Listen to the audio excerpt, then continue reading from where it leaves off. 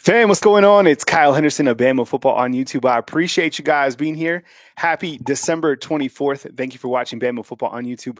Please let me know where you guys are watching from inside the comment box. Got T up in the house. T, what's going on? Good morning. Today, we continue to talk Alabama football as we continue to move closer to the ReliaQuest Bowl. Today, inside the comment box where we get everybody checked in, please let me know what your guys' favorite Christmas we did movies yesterday. Did we do Christmas songs today? Yeah, let's do songs. Is there like a vibe to like Christmas songs? There, of course there is, right? Yeah. All right. So while you guys are putting in your favorite Christmas songs or Christmas movies, it's cool. I appreciate you guys. There's an interview that I wanted to dive into.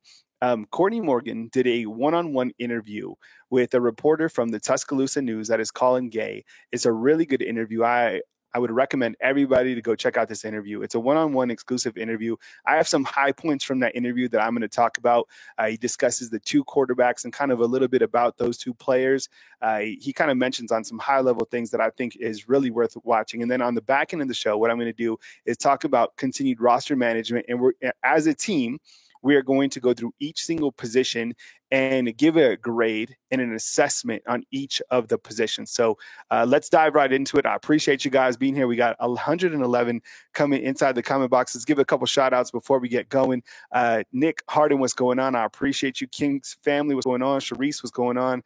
Sweet Home Bama 24, Ricky Smith, Jonathan McMillan, what's up? I see you guys up in the house. And in terms of, I know you guys are probably asking about transfer portal news and other things that are going on. As that comes, we will bring that to you right now going into this Christmas break. I think Alabama has their 5 transfers that they are happy about, probably looking at a safety as well. I haven't heard anything about the right tackle position, and I'm going to spend some time today talking about the offensive line and show you a snapshot of how that offensive line could look like in 2025. So let's get it going. And again, this is an article that was put together by Courtney Morgan and a reporter, Colin Gay, out of the Tuscaloosa News. Let me get to that in just a second. I thought it was a great interview. I checked it out this morning. Really, it's been interesting to see kind of the access that Alabama continues to give, a lot of these reporters. I love it. You get a chance to really hear from these guys. This is an interview. Let me go through this real quick. This is the back of the show. But Courtney Morgan is talking about Ty Simpson. And Courtney Morgan, if you're new to this and if you don't really have an understanding of how this all works, Courtney Morgan, his position here at the University of Alabama is the general manager. So Coach Saban always did things that were ahead of the curve. Coach Kalen DeBoer, what he's doing right now is he's added a general manager, and his piece is to really foster the roster management, right? Whether that be recruiting or talking with the players that are on staff in this general management role. He's very qualified. He's been at Michigan, building some of those teams, been at Washington, been with Coach Kalen DeBoer. He has a great appreciation, great rapport with Coach Kalen DeBoer. And I think that he's a critical piece in Alabama's continued movement under Coach KD. So in this recent article, he's talking about Ty Simpson. And he said, while he doesn't spend a lot of time talking about Ty Simpson, and again, I encourage everyone to go to the Tuscaloosa News to read. It's a lengthy interview. And it's by Colin Gay, Tuscaloosa News. He talks about Ty Simpson and a couple of things that really stood out to me, a couple high points, okay? He said, number one, he's been patient, okay? And he said he hasn't been a cancer to the room. We have talked about Ty Simpson so many times, and why doesn't he get opportunities? Why didn't he get to play this year? And he said that, he's been thinking about the long game rather than about just like immediate instant gratification in terms of getting on the field. And I was like, how refreshing is that to see a player kind of wait the long game? Because this is rare. This isn't going to happen everywhere all the time anymore, even here at Alabama. And I think because of the NIL and the other places that he could probably play right away, you get that entitlement mixed with self-gratification. Get yourself on the field right now. You're a quarterback. But Courtney Morgan, according to him in the interview, hasn't talked about that at all. See, this is rare what we got with Ty Simpson. And whether you want him to be your quarterback or someone else to be your quarterback, you got to think it's refreshing in terms of somebody who's in the playbook, waiting his turn, playing the long game. Yeah, absolutely. I mean, you don't see a player like sticking around as long as Ty, And I continue to point back to the whole Mac Jones situation. But no matter where you're going in college football, you're going to see less and less of what he's doing. he is the favorite to be the quarterback position. And that might be hard for you to swallow because you might want Keelan Russell, you might want Austin Mack. My advice for you, if you're in that situation, is let this play out. Coach Kalen DeBoer isn't messing around in year 2. His job is to put the best player at the quarterback position specifically. Now, I think $1 million question is, well, if Ty is that guy and he's kind of playing the long game and he has the talent to be Alabama's quarterback, then why didn't he play more this year? And I don't have answers to that. And no one's going to ask Coach Kalen DeBoer about that. And he's never going to answer that. Okay. This was his team under Jalen Milroe. And this was a completely different offense that is going to run in 2025. So that is and we'll never know that. We might know that on a far out documentary or one of these assistant coaches finally talks, but we're not going to hear about that. So, why didn't Ty play more? Why wasn't there another quarterback situation? There wasn't. But in 2025, you're going to turn the page. And if you're waiting on that Jalen Milroe announcement in terms of when he is hitting the NFL draft, he hasn't posted that. The people we talk to, the people that are really in the know that continue to talk to these players and have insight and sources, they continue to say that after the bowl game against Michigan, you will hear an announcement from Jalen Milroe going into the NFL. I'm not going to spend a lot of time on Milroe, but the last thing that I want to say in kind of closing in about his career is whether or not you like his game, you don't like his game, the one thing that you can't criticize is how he conducts himself. Have you ever felt that you were disappointed on his actions? Right? Have you ever looked at him as kind of like less than or somebody who is like, like he has demonstrated himself like a leader. And the thing about it, this is the last thing I'm going to say. If he would have opted out, right? He's already been, so many people are talking about him negatively. Can you imagine if he wouldn't have opted out? At least he has the stones to come back and like finish with his team. Okay. So that's kind of thing. But I love the fact that he was talking about Ty Simpson. He said this, look, when he's on, he's on. We haven't seen him play. He hasn't even thrown a touchdown here. We haven't seen a lot of opportunities from Ty Simpson. Do we think he's capable of being the quarterback? Yeah, I would imagine so.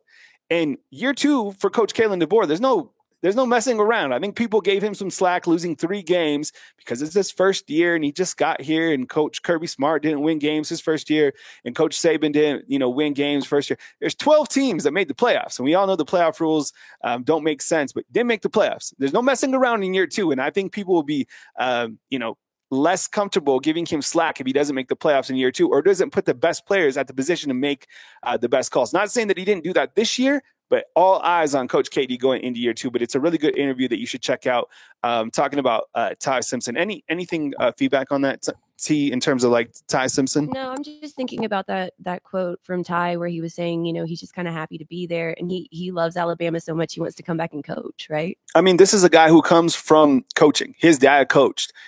His little brother's a baller. This is a football family, and I think this goes to Coach Simpson, his father who coaches at UT Martin, is understanding that long game and understanding not being entitled. And look, sometimes on the roster, you just have to wait your turn. If you've ever been at a job, do you directly go to the VP, to the president? No, there's a process in place that you have to wait. So I can't wait to see it, to be honest. Are we going to see any opportunities from Ty against Michigan? No idea what the game plan is, but I'll tell you on the back end of the show why it's critical that Alabama beats Michigan. A lot of people asking about Casey Conception, it looks like, T. Yeah.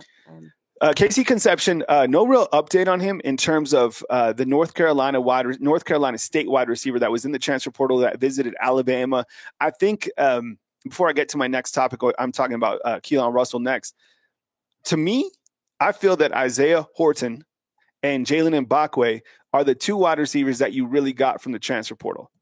I'm going to show you transfer portal numbers and overall roster numbers right now. I think I have Alabama at 87 scholarships. Now, they can have 85. I'm going to go through this with you together because there's a couple guys that could stay, come back, this and that. So we'll trade notes back and forth here in a second. I think what happened was you got Isaiah Horton. I think you got Jalen Mbakwe to the offensive side. And I think Casey Conception is going to go somewhere else. Yeah, for sure. This offense is going to work with or without Casey because you have enough wide receiver weapons to operate it. Now, I'm going to show you something, and I know it probably makes you uncomfortable when I talk truthfully or criticize Alabama. I don't know if there's a lot of people out there that cover Alabama that are like factual and talk about it on the shows. But like the right tackle position is a problem. It is a main area of concern. Okay. Look, can these guys have breakthrough developments? Yeah. But from what we saw right now, it's just not it. Merry Christmas to everybody up in the chat. I see Ebony Carter, Southern Red, Max Tooney, Nicole, Willow. What's up? I appreciate you guys being here. Everybody inside the comment box, thank you so much for being here. Ricky, what's going on, man? Thank you so much. Michael and Colin, what's going on? KTK, Merry Christmas to you as well. Look, this interview, and again, I encourage everybody to go check it out. I'm not sponsored by the Tuscaloosa News, not anybody. I'm just saying this is a really good article. And I think not too long ago, 24/7 had an interview with Courtney Morgan as well. And I'm sure, they will distribute all the recruiting sites with these interviews. So your favorite recruiting site is probably going to have an interview with Courtney Morgan coming soon. This one is talking, this particular part of the interview on the Tuscaloosa News by Colin Gay talks about Keelan Russell. And it was an interesting story. So before Alabama offered Keelan Russell in the class of 2025, Courtney Morgan said that before they offer a quarterback, they have to see him live in person throw. They're just not going to watch tape. They're not just going to want to watch huddle. They want to physically see him. And they send Nick Sheridan and Jamarcus Shepard to go watch Keelan Russell throw. And the feedback is this: no brainer. And automatically, before all these rankings had come out, they were like, this is the top quarterback in the nation. And people at that time were like, oh, remember this. You check your receipts. Maybe you didn't say it, but there was receipts that said this. They were like, oh, Alabama's recruiting from SMU. Look at the lower level they're going to. These guys don't know what they're doing. This guy's committed to SMU. Look, credit to Rhett Lashlee and his job for being able to be the first in line to have an opportunity at Keelan Russell. This guy ends up winning the Elite 11, the On3 Award, the Rivals Award. He wins the Gatorade Award for the top guy in the entire country. So I think this says a lot about the recruiting staff. Courtney Morgan mentions that he doesn't spend a lot of the times with quarterbacks. He leaves that to like the quarterback guys. But I thought it was interesting seeing immediately when Nick Shepard and Jamarcus Shepard saw him, they're like, yo, no brainer, make this guy an absolute priority. So, and he is the leader. And if you rewind to June, when Alabama started loading up on their class of 2025, it was only after Keelan Russell had committed to Alabama football that things started really rolling, right? And who doesn't want to play with this type of a quarterback? Who doesn't want to play with the number one player in the nation? That's why, look, Ty Haywood, I know you're out there and you probably have a tough decision to make between Michigan, Alabama, and whoever else.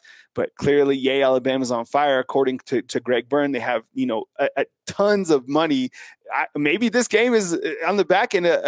Whoever wins between Alabama and Michigan, maybe that's where Ty Haywood goes. And I'm going to show you. And you're like, who's Ty Haywood? He's a right tackle that is still committed to Alabama, but not expected to be in the class he'll be signing in February. And I think if you do get Ty Haywood in this class at that right tackle position, you are elated because and maybe that's why Alabama hasn't actively gone after somebody at the right tackle position. And for all those out there that are talking about Cam Dewberry, and they're like, why are you talking about a lineman when we got Dewberry? To my knowledge, Dewberry hasn't played any tackle. Can he transition out to play tackle? I guess, but he hasn't played any tackle. He's played guard.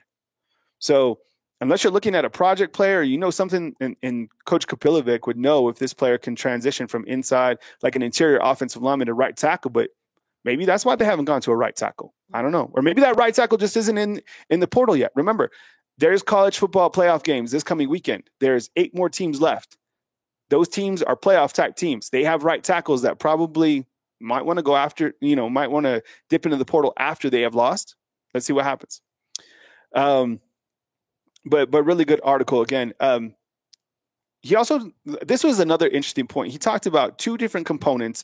It's a really great interview, but he was talking about Freddie Roach. And I was like, this is interesting because Freddie Roach, there's a lot of people, they're like 50-50 in Alabama that some feel that he hasn't developed defensive lineman. Some feel that he hasn't recruited at a high level. Well, according to Courtney Morgan, Freddie Roach is a huge piece of this coaching staff. There was 2 coaches that were retained once Coach Saban left, Robert Gillespie, running backs, and Freddie Roach, defensive line, right? Freddie Roach, product here of the University of Alabama.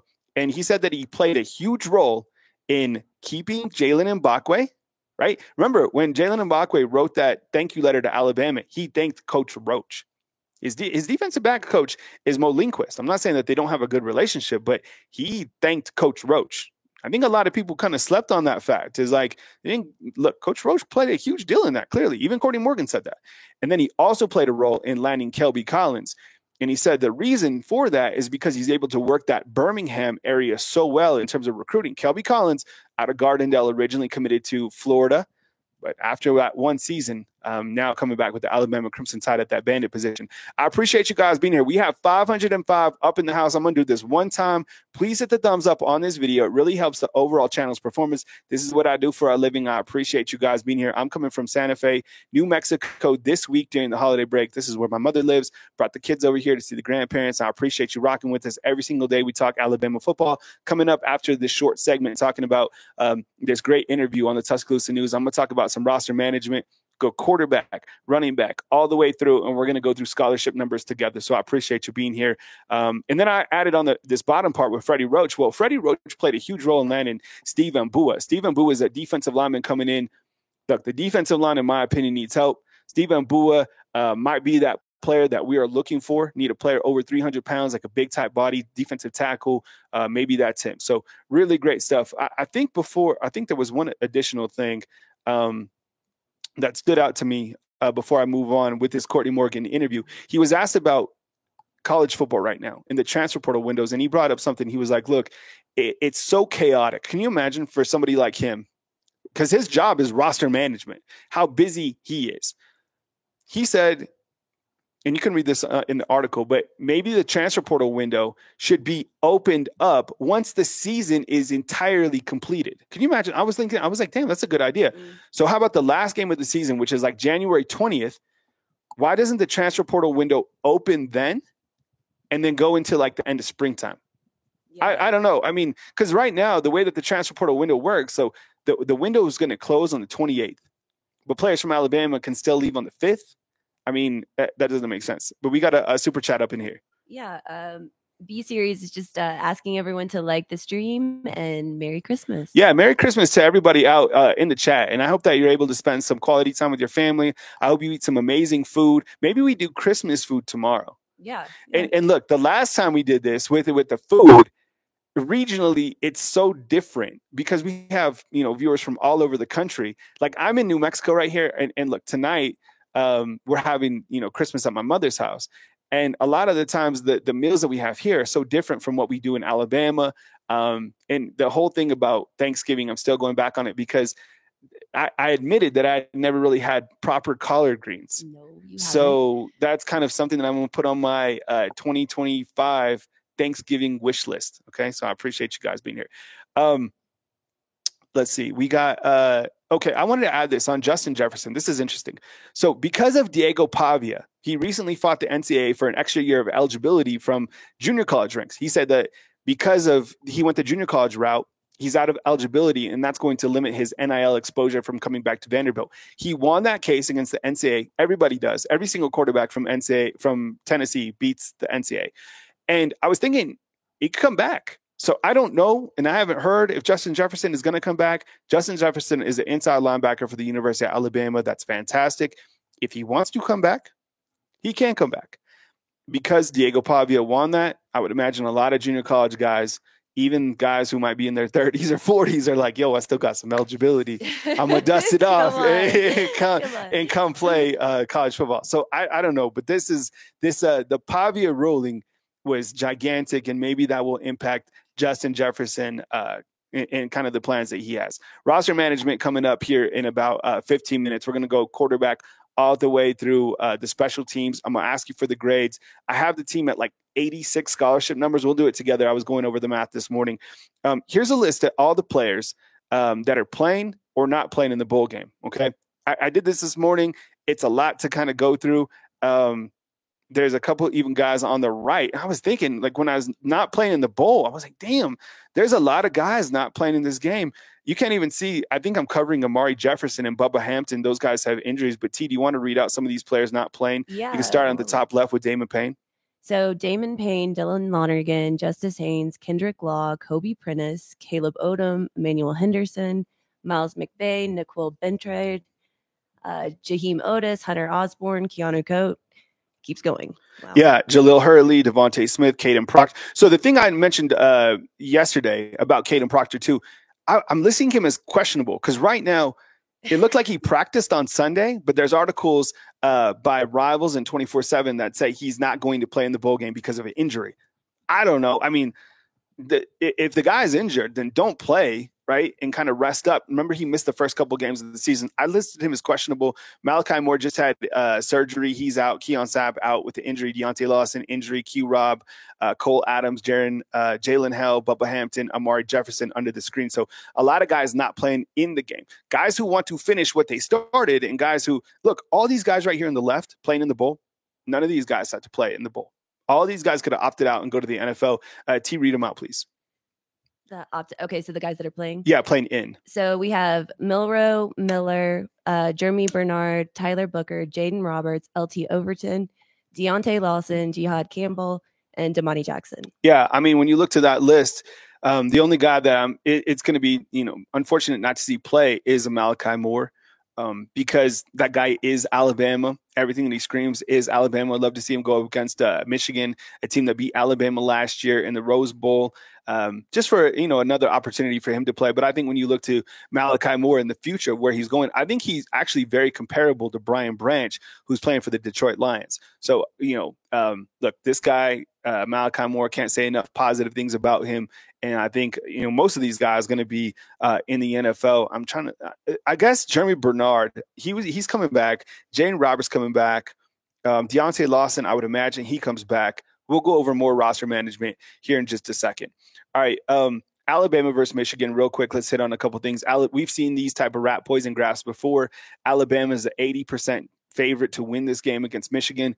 Let me preface this by saying Alabama had a 97% chance to beat Vanderbilt, and I think it was like 92% chance to beat Oklahoma on this little rat poison graph. And then Alabama, as of today, is favored by 12 against the Michigan Wolverines. Again, kickoff time, 11 a.m. Central Time on December 31st. Alabama taking on Michigan in the ReliaQuest Bowl. You look at the teams, how they played in their last 5 games going into this game. I think when you look to Michigan on the right, you see that the fact that they beat Ohio State. That Ohio State team is damn good. They were coached up. They were pissed off to play against Tennessee. They played like a playoff team. Out of all the teams that played in the playoffs, I think you look to Texas, they were able to beat Clemson.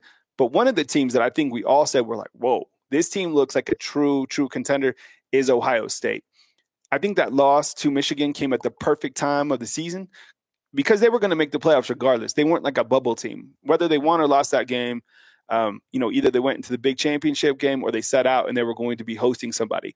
They got punched in the mouth at the right time, period. And this team is really good. Whether you look at Will Howard, the quarterback, the receivers, the running backs, Ohio State is built every single year to win national championships. And they can still do that. They're favored by, I think, a point against Oregon this coming weekend. You look to Alabama's last 5. Got things going against Auburn, beat the rival 28-14. Before that, lost to Oklahoma, a game that really prevented them to make the playoffs. Beat up on Mercer, beat LSU, which was a really good game for Alabama, and then beat a depleted Missouri 34-0 early on. The reason I feel roster management coming up next, but let me hit on this real quick. The reason I feel that Alabama must win against Michigan, I'm going to continue to say this the whole time. This is a must-win exhibition game. I'm telling you. Can you imagine they lose this game? The fans are going to be absolutely furious. You're going to be like, this team lost to 3 unranked teams. You lost to Michigan again. This is a team that blah, blah, blah. They have most of their high-profile players are opted out of this game. So if you win this game, you end on a positive year. Right now, let's face it, Alabama has a lot of positive momentum. Coach Kalen DeBoer's approval rating is back up because he's continuing to work the transfer portal, coming off the number 2 ranked recruiting class. While you didn't make the playoffs, remember when we were doing that? He still has the opportunity to end on a positive note by beating the brakes off Michigan, right? On the back end, number 5, I think you can also show the playoff committee, not necessarily that you have to show them anything, but you're like, look, I was able to maintain this team's integrity and finish out on an ultra high level by beating Michigan, a team that beat Ohio State, whatever. You just finish out on a positive note. I think it sets the tone for 2025 as well. You win this game. You go in literally the last game of the year. What a blessing to be able to get a game on the last day of the year. Okay. And you're able to beat Michigan, another team with a really big brand, right? and you're able to go into the new year with a win under Coach Kalen DeBoer, his first bowl game for the University of Alabama. Okay, the revenge factor, I don't think that really plays a factor, to be honest. I mean, the teams are so different. Coach Kalen DeBoer did lose to Michigan in the title game, and Alabama did lose in the Rose Bowl. I don't think that matters at all. I think that more than anything, they just want to finish on a positive note and kind of spill that over into 2025. All right. Now I'm going to talk about roster management. I appreciate you guys being here. 517 up in the house. Please hit the thumbs up on this video. And honestly, just thanks for being here. I hope that you have an amazing 2024 and 2025. None of what I say here is scripted. I put together the graphics, and the rest is just kind of from my heart. So I appreciate it. I also have T in the house, who does an amazing job producing for us right here on Bama Football on YouTube. But honestly, I just hope that you guys have an amazing Christmas and enjoy your holiday season. I was asking you for your favorite Christmas songs inside the comment box. Yesterday, we did Christmas movies. I had an oversight and missed The Christmas Story. That is probably my number one. And then I like Christmas Vacation. And then for Christmas songs, look, you can judge all you want, but I'm about to tell you something about me. I love Elvis's Christmas album. Yeah. I really do. I love Blue Moon. I love all of so you could find me like listening to Elvis's Christmas album. I love that. I also love BB King too. So I go all over the music spectrum. One of the things is too, like when I used to play a lot more golf, I would always listen to BB King. He's one of my guys. So whether it's Elvis, BB King, and I can of course go, new age, but those are some of the Christmas songs that stand out to me. I want to talk about roster management real quick. And right now I have Alabama. I think at, let's see, I think I have them at 86. So let's do this together. Okay. So what I'm going to ask you for everybody inside the that has a graph, has a chart, has an Excel spreadsheet. I'm going to go through every single position. Now, Alabama can only have 85 on the roster, okay? But so we're going to add this together. See, you could even write this down, okay? Right now, we'll start out with the quarterback position. Now, this is going into 2025, and I have questions for you as well, okay? So right now, the quarterback room, 3, okay? What I want to ask you, and I won't spend too much time on this, but in terms of what you see right now, and whether it's, you can knock on the fact that these guys don't have a lot of playing experience based on what you know about this team and you about these guys. On a scale of 1 to 10, how are you feeling about the quarterback room? 10 being like, this is elite. This is the best quarterback room in the country. 7, you're like, okay, we got the guys they need to develop. 5, you're like, meh. Or 1, you're like straight trash. Okay. And we have 3. So I want you to write this down because we're trying to get to 85. All right. So right now inside the comment box, Matt is saying 9. Tim is saying 7. Scott's saying 8. I'm probably going to go with like a 7.5. And it looks like most people going with the 8.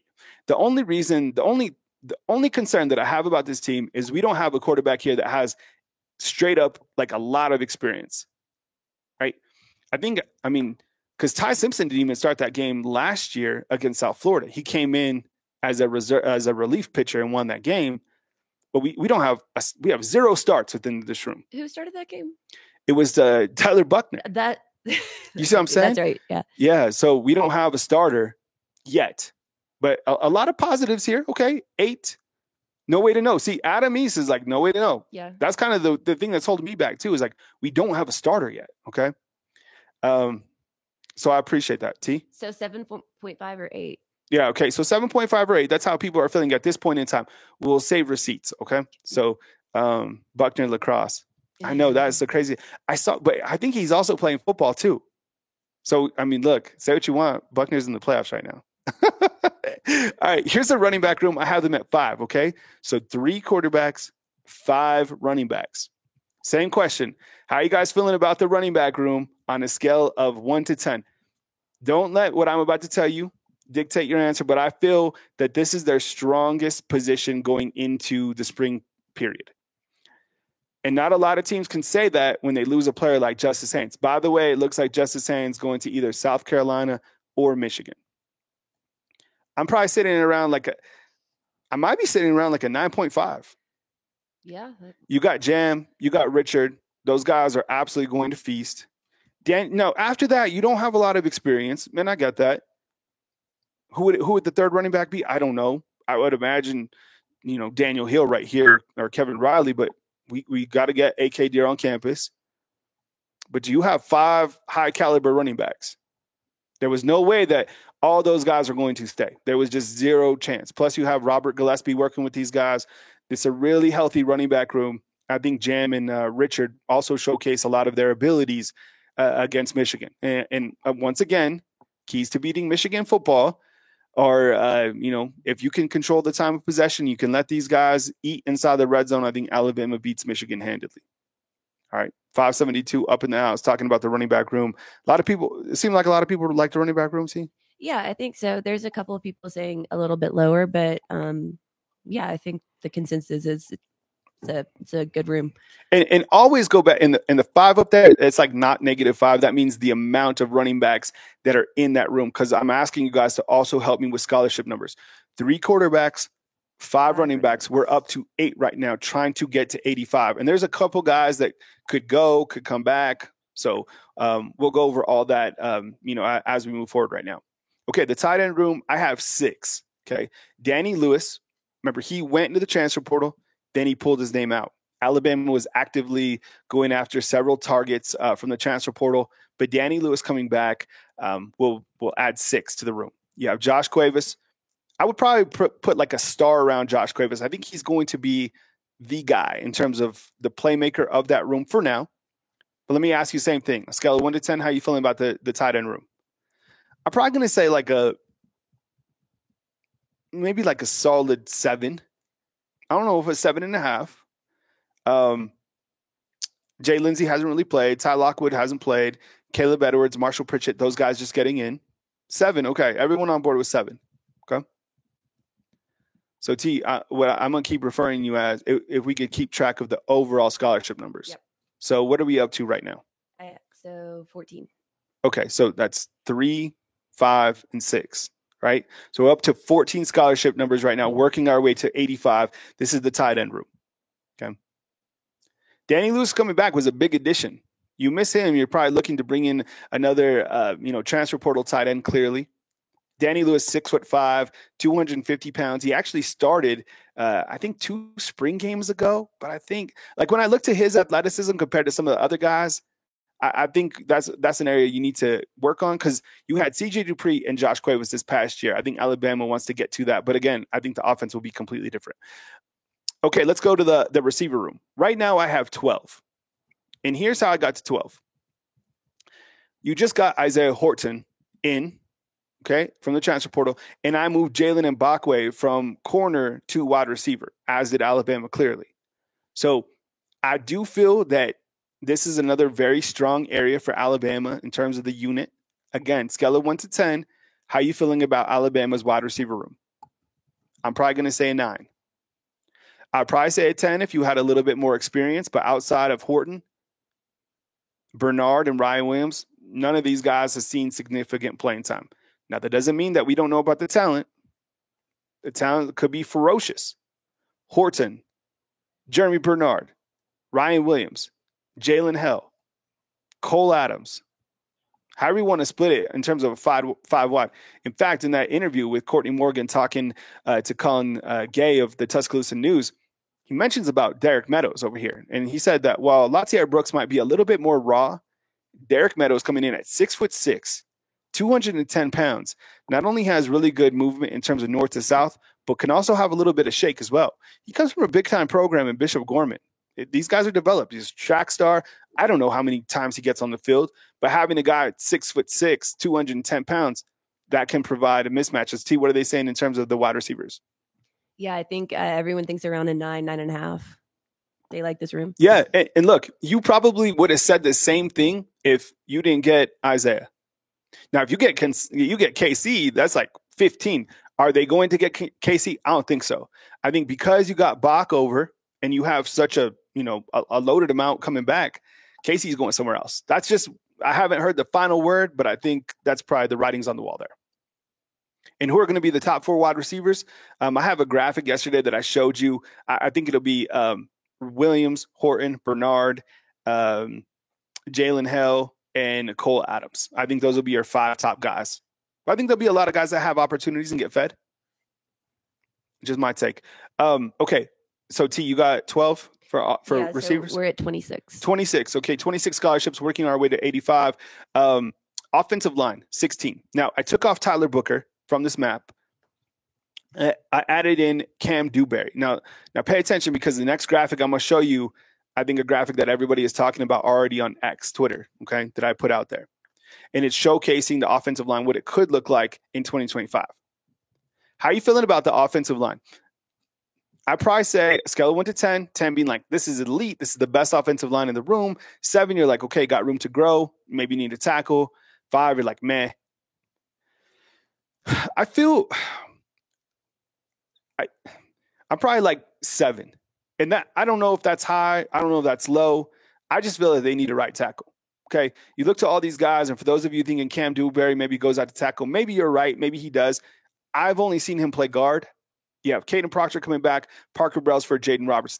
Those are huge, huge pieces coming back. Now, of course, Jaden Roberts hasn't announced he's coming back, but I'm assuming that he's going to. I took off Tyler Booker. He's a sure shot to the NFL, right? And I don't know. In this upcoming game, right now I have Caden Proctor as questionable for the game. Does that mean Formby and Pritchett start if he can't go? I don't know. But check this out, okay? This is a graphic that let's stop right here. How you feeling about this graphic? Okay. You got Proctor, left tackle. And things can change. I've seen people out there say that Proctor maybe goes to right tackle and you put someone at left. I don't know. I'm open to all feedback. And even if you're watching this on the rewatch or you have a little bit more time to think about it, put something together. How about this? Inside, see, look, we already have Ricky saying move Pritchett to the he said move Pritchett to the bench. I thought he was going to say move somewhere else. Okay, so you got your left tackle, Proctor. I guess guard would be Dewberry, Brailsford, Jaden Roberts, and Pritchett. See, you're still having the same issue at right tackle, and I don't know if Dewberry is as good as Tyler Booker. I'd probably doubt it. Then you could put Michael Carroll. Courtney Morgan said that this guy is like the guy too. Maybe he starts at left guard, or maybe, I don't know, you have Gino Vandermark who came in as a reserve type guy. See, now if you get Ty Haywood and he finally like decides to come to Alabama or the numbers right or whatever the case is, then you have your right tackle as a true freshman, which Ty Haywood, he's great. So how you feeling about what was the on offensive line? T, scale of 1 to 10. What'd you guys have the offensive line? Did we see some, T? Like a couple 7s, maybe. That's what I went with, I think. 6, 7. Yeah. It's not. I'm not ultra excited about this.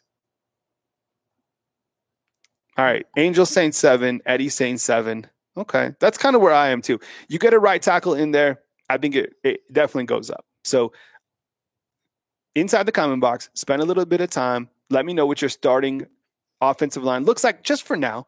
We're not even in 2025. Things could change. Who knows? I don't know. Need more depth, Angel is saying. Tim is just saying $1. What's up, man? Appreciate you being here. All right. Okay.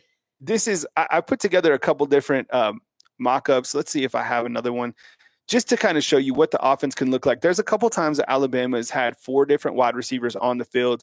I'll showcase that graphic maybe tomorrow or at the back end of the show.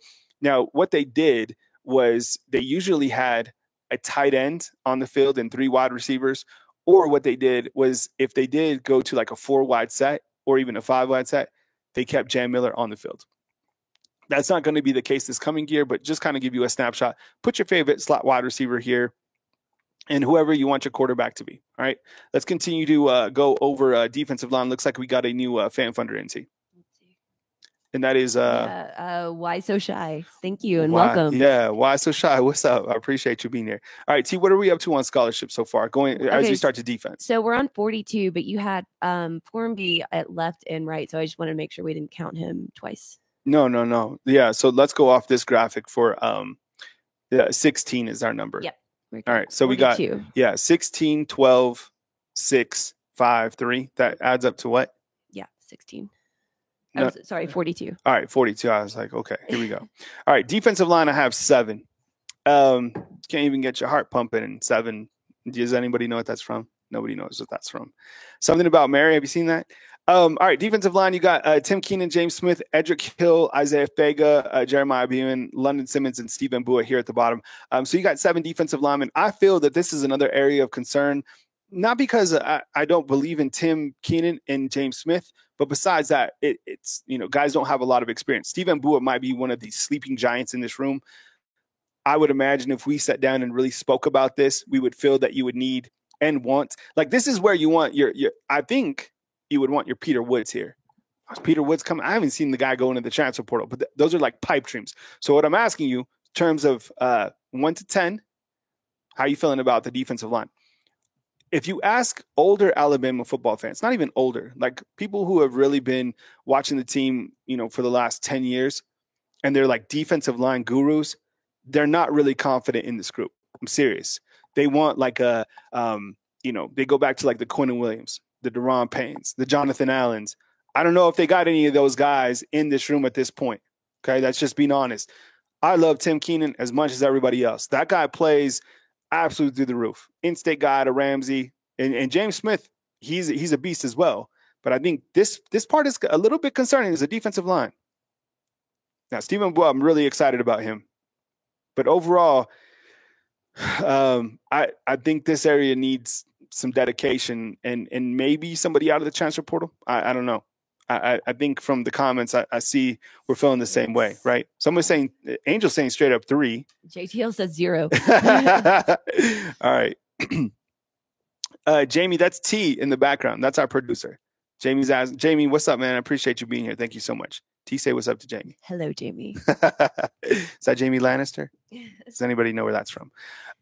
T, Jamie Lannister? Yeah, Game of Thrones. All right, good. All right. Here's a look at the Bandit.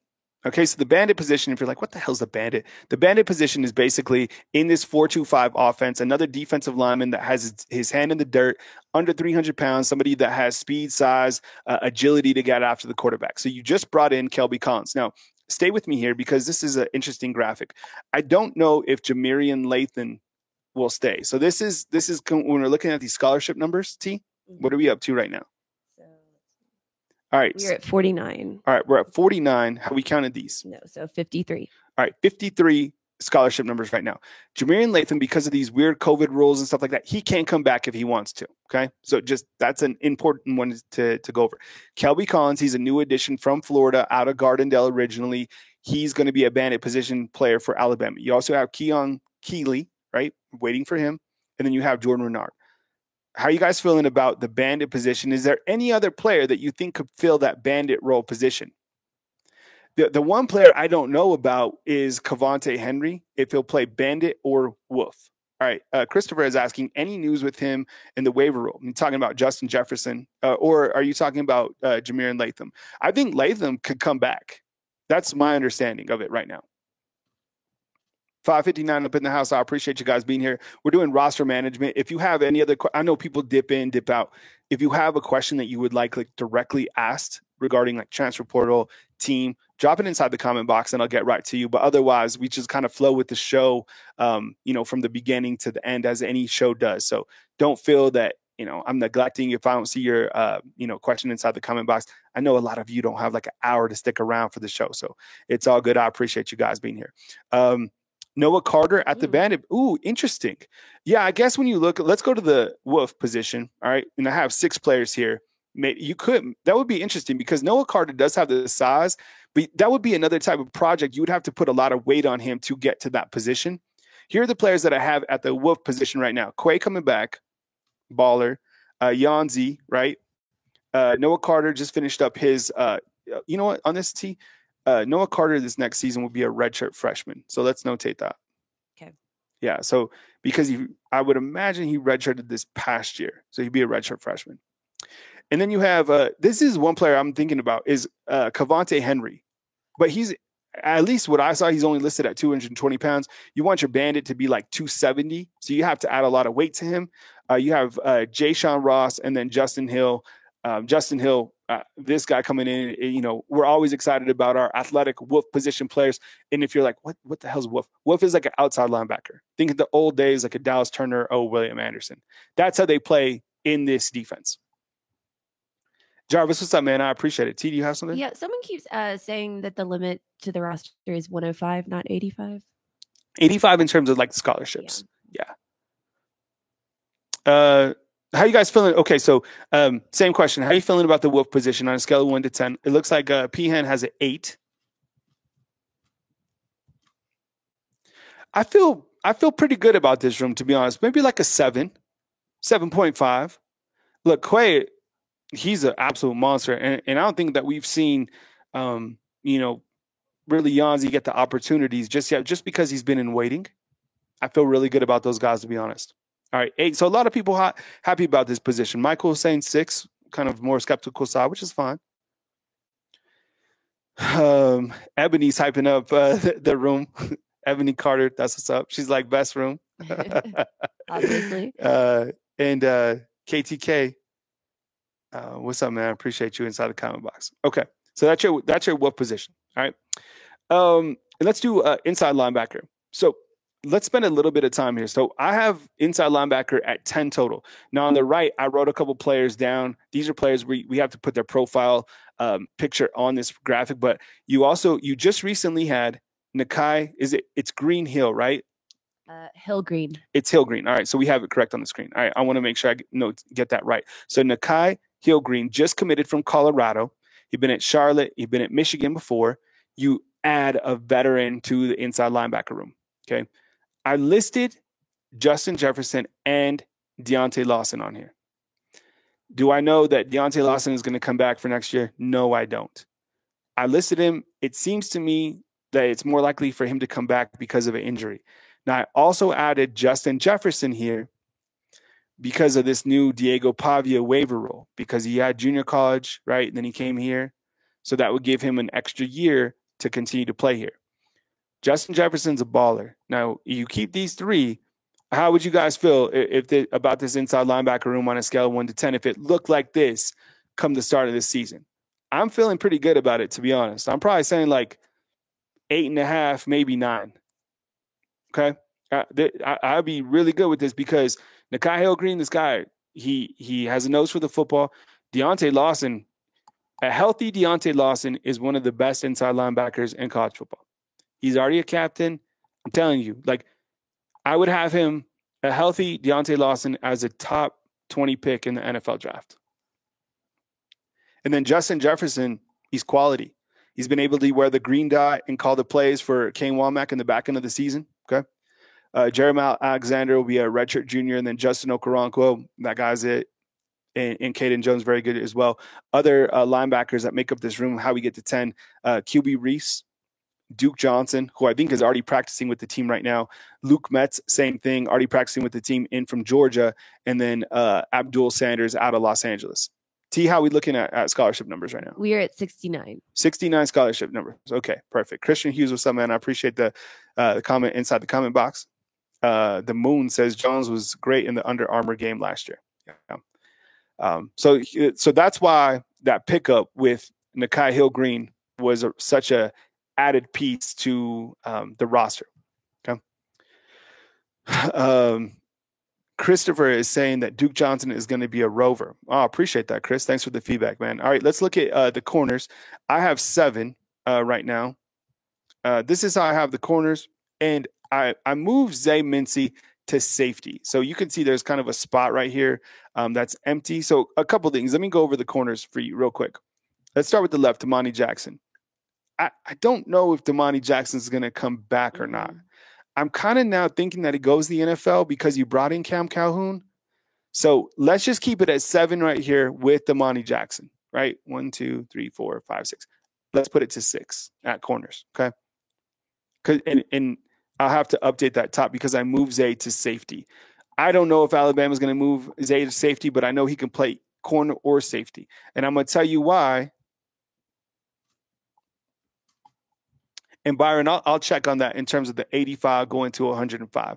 But in terms of like the 85, that's what we're doing on this particular graphic. But good detail inside the comment box.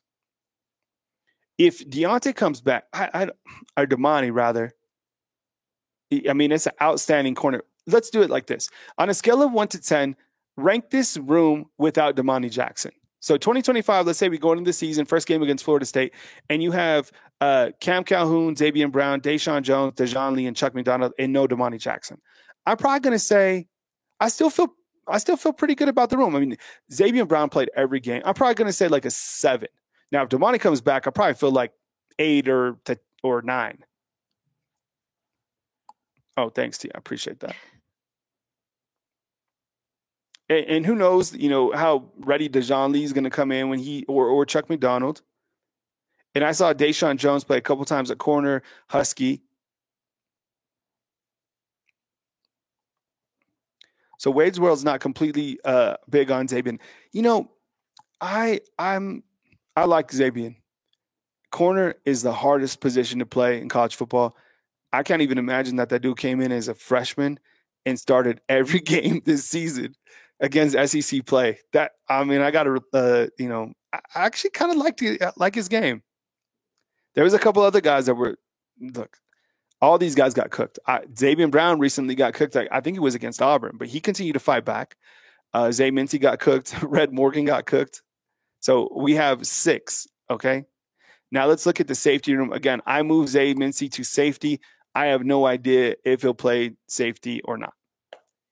I think he can play safety, and he has played safety before, so I just lumped him with the safety room. So you have 8. Keon Sabb, King Mack, Bray Hubbard, Zay Mincy, Red Morgan, Cameron Howard, Jake Kirkpatrick, Ivan Taylor. So that puts us at 8. What are we at scholarship number right now? 75. 75. Okay. Let's see. So 75. I think we might be higher than that number. So with the safety. Yeah, we should be close. 83. Yeah. 83. Okay, where I have it. So based on what we've shown right here, we have 83. Now there's a couple guys that can leave, a couple guys that come back. Right here for this upcoming bowl game, you're probably going to have King Mack and Bray Hubbard starting at safety because Keon Sabb's out. For this, and Malachi Moore's gone, right? Out with the injury. So you have King Mack, Bray Hubbard, and I guess Drake Kirkpatrick. Maybe we see some of him. Maybe Zay, we see some of him at safety. I don't know. And then Red Morgan, you have him at that Husky position. So what's your scale on like 1 to 10 in terms of the safety position? 2025 we start, and when the safeties are Bray Hubbard and Keon Sabb, I'm not mad about it. I'm saying like an 8. Wade's Worlds, Kyle, where do you put Mbakwe? I put Mbakwe with the wide receivers, right? But I think, you know what? He probably play both ways. And I have not heard this out, but I'm just saying, considering that I think there needs to be a battle for Husky. Can Jalen Mbakwe play Husky? Because then you could theoretically have him playing some slot, some wide receiver, some Husky. I don't know. You have him returning kicks or punts, right? Dylan, what's up, man? I see you inside the comment box as well. Hattie May is saying 4 for the safety room. All right. Hattie May is not excited about it. All right. So, and then the last 2, so far we have Connor Tauti and Alex Ostroff. I think there's a preferred walk-on long snapper. What's his name, undefeated? Can you help me? I was trying to look up that this morning. I couldn't find Jake Dowd.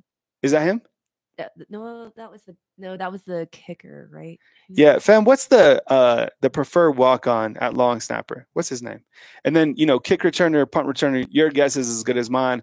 I would imagine that it's Jalen Mbakwe, or one of the other speedsters. Maybe punt returner. I still like, honestly, Ryan Williams at punt returner. I know that makes people mad. Not in the beginning games, but in critical games. I put Ryan Williams back there. He's going to return a punt or multiple punts during his career. All right. So T, what are we at with the 2 special teams players? 85. 85. Mm-hmm. Wow. So we're right on the month. No, you know what, Jarvis, Neelan Hibbett. I think this was his last year of graduation. So you'll be looking at a new kicker, a new punter, and a new long snapper this coming season. I think we saw that we had a long snapper prefer walking. All right, we'll look into that. So, out of everything, when looking at this overall team, let me show you something real quick. This is the defense. I don't know. This is maybe could be, maybe not. I don't have no idea. But when you look to Alabama's defense, this coming season in 2025. Here's kind of a snapshot. Down here, I think, what is it right here? You got Damani Jackson, if he comes back. You got Bray Hubbard, Keon Sabb. The inside linebacker, clearly, I think will be, if Lawson comes back, Nikhai Hill-Green, and then Red Morgan, Xavier Brown. That's why I think there needs to be a position battle at that Husky position. Quay, Tim, James Smith, Kelby Collins at the bandit position. So I like, I like the defense right now. We'll have to see. There's a lot of question marks about year 2 under Kane Womack. So now I hope you guys had a good time. I think we're either at, is it 85 scholarships, T? Yeah, we're at 85. All right. So 85 scholarships right now. It might be 86. And again, there's guys who could come back. There's guys who could leave. We're always tracking the roster management right here on Bama Football on YouTube. So I appreciate you guys' feedback today. Overall, it's hard not to get excited about 2025. And as I was saying at the beginning of the show, when you hear Courtney Morgan talking about his quarterbacks and, his thoughts about Keelan Russell and the impact that some of these guys have, you want to get excited about this team. And I feel that year 2 will give us a better opportunity to really assess what Coach Kalen DeBoer is bringing here. With that said, I also feel it's going to be a hell of a tough schedule. I mean, you look at the schedule, you want the schedule to be tough to make a better team. But I think also because of the playoff rules, it's taking SEC teams out of the playoffs because of the caliber. And it's David Byrd is the long snapper. David Byrd? Mm-hmm. All right, we'll do David Byrd. Appreciate it. So I hope you guys enjoyed the show today. Tomorrow is Christmas. I would imagine we'll have some sort of a small Christmas show. And I hope that you guys have an amazing time with your family on Christmas. And then, just expect continued coverage. We're going to be working our way back to Tuscaloosa, over the next week or so. So, shows will continue to happen. As news happens, Think Bama Football on YouTube will, of course, have, the watch along during the Michigan game. And I think as we get closer to the weekend, we'll start to talk about the playoff games as well. Boise State, Arizona State. I still cannot wrap my head around the fact that those teams are hosting. They're not hosting, but they had buys to the playoffs, right? And another system that's broken going in. So Merry Christmas to all, and to all a good night. Honestly, I hope you guys have an amazing rest of your day. Hit me up inside the comment box. Look, the homework for you is put your best 5 offensive linemen inside the comment box. Any other questions that you have for us, drop them inside the chat. Thank you for watching, fam. I really appreciate you. Coming to you from beautiful Santa Fe, New Mexico. Oh, and let me know if you've ever been to Santa Fe or to New Mexico in general inside the comment box. I appreciate you guys for rocking with us today. Kyle Anderson, Bama Football on YouTube. Be good people. Enjoy this beautiful thing we call life. And we'll catch you soon right here on Bama Football on YouTube. See you, fam.